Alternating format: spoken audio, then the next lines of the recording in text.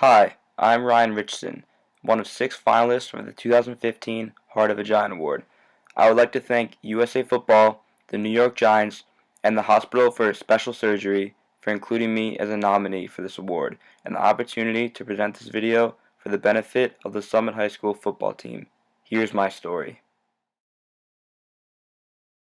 Hi, I'm Christina Richson, and that's me with my brother Ryan at our football team's 2015 Senior Day. Ryan wasn't able to play in his final game, or any other game this season, but there is much more to his story, so let's start at the beginning. Like me, and our other brother and sister, Ryan was born in Milwaukee and raised as a Packer fan. I guess you could say we are a football family, so we all enjoyed watching Ryan grow as a player. Ryan was fortunate that soon after we moved to New Jersey, John Liberato took over as head coach of the Summit football program. Coach Liberato restored pride, discipline, and a winning tradition to Summit football, and Ryan was lucky to have him on the sidelines for many of his youth games. Ryan dreamed of being Summit's varsity quarterback. In Ryan's first year at Summit, the 2012 freshman team went undefeated. During his sophomore season, under new coach Kevin Costabos, the varsity won its second consecutive state championship. Ryan was a backup quarterback on the 2013 team, and a week after the season ended, he began to train for the 2014 season. The team's preseason scrimmages went well, and the day we had anticipated for so long finally arrived: Ryan's first varsity start. Ryan got his first varsity touchdown pass early in the game, and then my brother's football career changed forever. A few plays into the second half, Ryan suffered a severe concussion that caused him to miss nearly a month of school and the remainder of the season. Leading up to the first game of the junior year, no one worked any harder. Ryan was ready to go. In fact, had a great game for most of the game, that first game against North Plainfield, and he was injured. At the time, we didn't know how seriously or the effect of it. As it turned out, he was out for the season. Early in 2015, before the team's first preseason meeting, my parents broke the news to Ryan that he would not be able to play his senior year. In an emotional meeting a few days later, Ryan shared his disappointment with his teammates and coaches. I vividly remember hearing from Ryan that he couldn't play anymore, and it was the night that we voted for captains for this year. And I remember him standing up in front of the group, with tears in his eyes, telling us that he was never going to be able to play again. And it's very difficult, to watch one of your best friends go through that, and to have him deal with that. And it really affected me and motivated me for doing everything that we did this season. When you are a position coach and you find out that one of your players cannot play anymore that season, it's a big disappointment. As it turned out, we were hoping that Ryan could recover and play a senior year and come back. A further disappointment when that occurred. And that was a bit bigger disappointment really than the junior year, because in his junior year we felt he'll be back as a senior and he'll have his senior year to play. When I heard that, honestly, we hugged each other, because I knew the disappointment that Ryan had, and it was a disappointment that I had and the coaching staff had.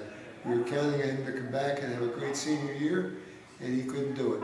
In addition to being elected a captain, Ryan's good friend, fellow captain, and longtime teammate, Robbie Ferris, honored him by wearing his number 3 during the 2015 season. I felt like it was important to wear Ryan's number this year because, that number obviously meant a lot to him, and he never really got a chance to wear it, on this field. And I thought it was important for that number to be out on the field and for that number to be one of the leaders of this team on the field this year. So that's why I decided to wear his number. As a senior captain, Ryan participated in all off-season workouts, team meetings, practices, and games. I believe my brother displayed the heart of a giant in responding to the loss of the game he loved to play. Ryan could have let what he lost as a football player define him. Instead, he dedicated himself to academic success, proudly represented the 2015 Summit football team as a captain, and contributed to the team's success in any way he could. Our family could not be more proud of him. In football, like in life, we say you're going to get knocked down. The question is, when we know we're going to get knocked down, you got to get up. No one got up faster or better than Ryan.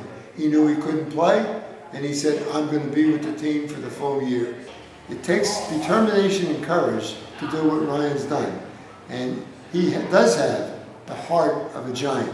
There's no one on this team that has a bigger heart, has more determination and courage than Ryan Richson.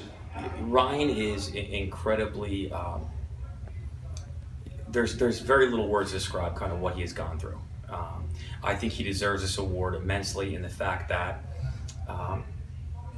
to ask a high school kid to put himself aside and put the needs of the team above his.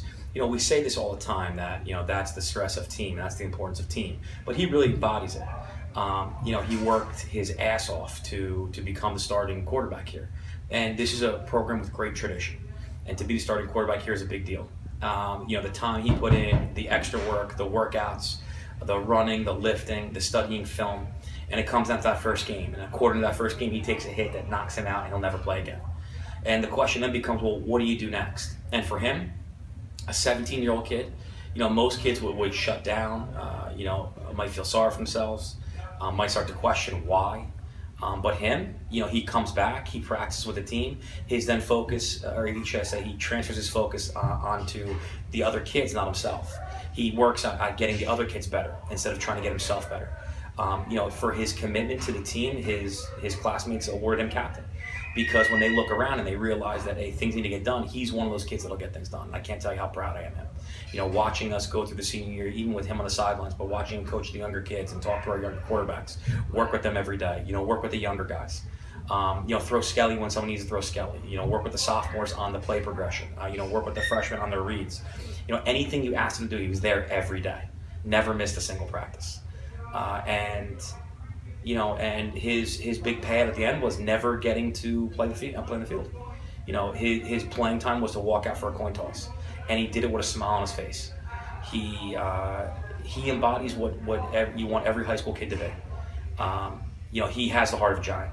There's nobody else I could think that even come close to receiving this award over him.